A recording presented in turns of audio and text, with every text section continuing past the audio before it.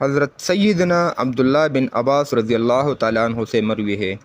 کہ نبی کریم صلی اللہ علیہ وآلہ وسلم نے ارشاد فرمایا،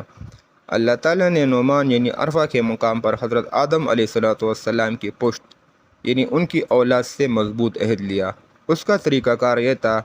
کہ اللہ تعالیٰ نے ان کی پیٹھ سے وہ ساری اولاد نکالی جو اس نے پیدا کرنی تھی، اور ان کو آپ علیہ السلام کے سامنے چونٹیوں کی طرح بکھیر دیا، اور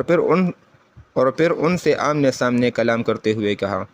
کیا میں تمہارا رب نہیں ہوں؟ سب نے جواب دیا، کیوں نہیں، ہم سب گواہ بنتے ہیں، تاکہ تم لوگ قیامت کے روز یوں نہ کہو